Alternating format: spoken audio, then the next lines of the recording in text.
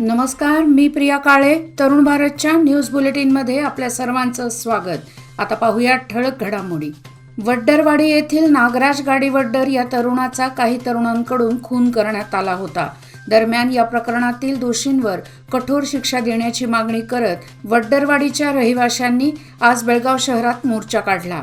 राणी चन्नम्मा सर्कलपासून जिल्हाधिकारी कार्यालयापर्यंत मोर्चा काढण्यात आला. या आशयाचे निवेदन जिल्हाधिकाऱ्यांना सादर करण्यात आले. बेळगाव वन खात्यातर्फे राष्ट्रीय वन हुतात्मा दिनाचे आयोजन करण्यात आले होते. वन खात्याच्या कार्यालयाच्या आवारात आयोजित कार्यक्रमात प्रमुख पाहुणे म्हणून मुख्य जिल्हा व सत्र न्यायाधीश एल. विजयालक्ष्मी देवी, जिल्हाधिकारी नितेश पाटील, ब्रिगेडियर सी. दयालन, जिल्हा पोलीस अधीक्षक डॉक्टर भीमाशंकर गुळे, जिल्हा पंचायत मुख्य कार्यकारी अधिकारी हर्षल भोयर यांच्यासह अधिकारी उपस्थित होते. गेल्या अनेक महिन्यापासून खानापूर रोड येथील आरपीडी क्रॉस ते गोवावे सर्कल पर्यंतच्या एका बाजूच्या रस्त्याच्या काँक्रिटीकरणाचे काम संथ गतीने सुरू होते. त्यामुळे या ठिकाणी नेहमी वाहतूक कोंडी होत होती. वाहनांचे अनेक छोटे मोठे अपघात हे नित्याचेच बनले होते. मात्र अखेर आज सोमवारी हा रस्ता वाहतुकीस पुन्हा सुरू करण्यात आला असून रस्त्याच्या शेजारी अजून काँक्रीट घालणे सुरू आहे. यामुळे नागरिक व वाहनधारकांमधून समाधान व्यक्त होत आहे. कणबर्गी येथील सिद्धेश्वर मंदिरात आज महाप्रसादाचे आयोजन करण्यात आले होते. परिसरातील 80 ते 90 हजार भाविकांनी या महाप्रसादाचा लाभ घेतला. मंदिराकडून 53 वर्षापासून ही परंपरा कायम आहे. लोकप्रतिनिधींकडूनही महाप्रसादाची देणगी दिली जाते. दरम्यान आज भाविकांनी सिद्धेश्वराच्या दर्शनासाठी मोठी गर्दी केली होती. वडगाव येथील मराठी शाळा क्रमांक 5 समोरील शिवमंदिरात शेवटच्या श्रावण सोमवार निमित्त महादेवाच्या पिंडीला फळांची आरास बांधण्यात आली होती. सकाळी विधिवत अभिषेक, रुद्राभिषेक घालून पूजा करण्यात आली. श्री विश्वकर्मा जयंती येत्या 17 सप्टेंबर रोजी असून राज्यात सरकारी कार्यालयांसह सर्व स्तरावर ही जयंती मोठ्या प्रमाणात साजरी केली जावी अशी मागणी श्री विश्वकर्मा जयंती उत्सव समिती, विश्वकर्मा सेवा संघ व विश्वकर्मा समाजातर्फे जिल्हाधिकाऱ्यांकडे करण्यात आली. यावेळी ज्योती सुतार, रमेश देसूरकर, दिव्यश्री देसूरकर, रेणुका कणबरकर आदींसह श्री विश्वकर्मा जयंती उत्सव समितीचे पदाधिकारी व सदस्य उपस्थित होते. कोर्ट रोड फुटपाथवरील मॅनहोलवर झाकण न बसवल्यामुळे येथून रहदारी करणाऱ्या पादचाऱ्यांना याचा धोका निर्माण झाला आहे. रात्री येथून जाताना मोठा अपघात घडण्याची शक्यता आहे. त्यामुळे संबंधित विभागाने याकडे लक्ष देऊन तातडीने यावर झाकण बसवण्याची मागणी होत आहे. राज्य सरकारने इंदिरा कॅन्टीनकडे अधिक लक्ष देण्याबरोबर गोरगरीब जनतेला चांगल्या दर्जाचे जेवण देण्याच्या वारंवार सूचना केल्या आहेत.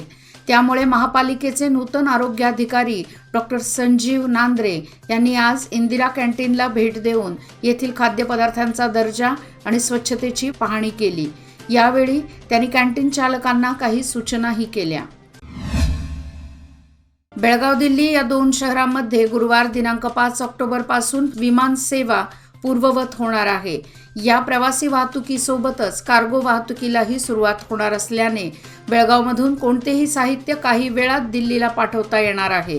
यामुळे बेळगावच्या उद्योजकांची चांगली सोय होणार आहे.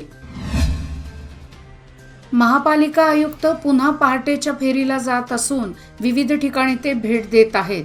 सोमवारी सकाळीच सदाशिवनगर येथील वाहन गोडाऊन नंतर डॉक्टर बाबासाहेब आंबेडकर उद्यान येथेही भेट दिली. त्यावेळी तेथील समस्या जाणून घेऊन या समस्या दूर करण्याबाबत सूचना केल्या आहेत.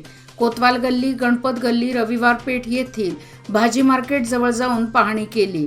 सायंकाळी जमलेल्या कचऱ्याची रात्रीच उचल करा असे त्यांनी सांगितले. पावसाने दडी मारल्याने हातातोंडाला आलेली पिके करपू लागली आहेत.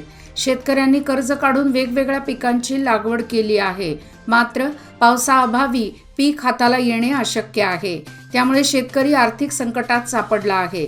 बेळगाव व खानापूर तालुका दुष्काळग्रस्त म्हणून जाहीर करण्यात यावे व शेतकऱ्यांचे संपूर्ण कर्ज माफ करावेत अशा मागणीचे निवेदन राज्य रयत संघटनेतर्फे जिल्हाधिकाऱ्यांना देण्यात आले आहे.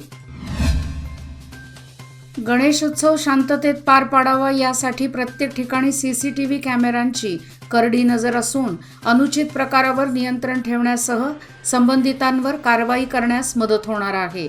यामुळे सर्वांनी याची खबरदारी घ्यावी असा इशारा CPI रवींद्र नायकवडी यांनी दिला.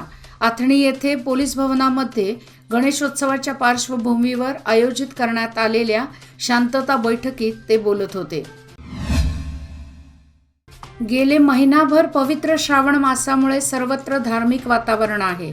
सोमवारी श्रावण महिन्यातील शेवटचा सोमवार म्हणून भाविकांनी दर्शनासाठी शिवमंदिरांमध्ये गर्दी केल्याचे दिसून आले.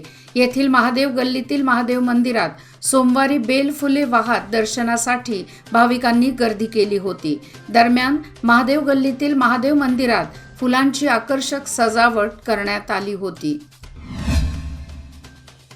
गणेशोत्सवाला सुरुवात होण्यासाठी काही दिवसांचा अवधी शिल्लक राहिला आहे. यामुळे कुंभारवाड्यांमध्ये मूर्तिकारांची लगबग सुरू झाली आहे. रंगरंगोटीचे काम अंतिम टप्प्यात असल्यामुळे कणगले परिसरात कुंभारवाडे जागू लागले आहेत. येथील मूर्तिकार ज्योतिबा कुंभार यांच्यासह 10 ते 15 कारागीर मग्न झाले आहेत. गणेशोत्सवाच्या पार्श्वभूमीवर हेस्कॉमकडून रामदेव गल्ली परिसरात जुने लोखंडी विद्युत खांब हटवून त्या ठिकाणी कॉन्क्रीटचे खांब बसवण्याचे काम सोमवारी हाती घेण्यात आले. मात्र शेवटच्या श्रावण सोमवार निमित्त शाळा आणि सरकारी आस्थापनांना असलेल्या सुट्टीमुळे बाजारात खरेदीसाठी मोठी गर्दी झाली होती. परिणामी वीज पुरवठा खंडित व परिसरात प्रवेशबंदी लादल्यामुळे व्यापाऱ्यांमधून नाराजी व्यक्त करण्यात आली. याचबरोबर आजचे बातमीपत्र इथेच संपले.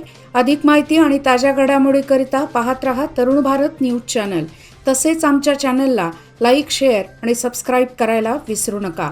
आणि विश्वासार्ह बातम्यासाठी दररोज वाचा दैनिक तरुण भारत. धन्यवाद.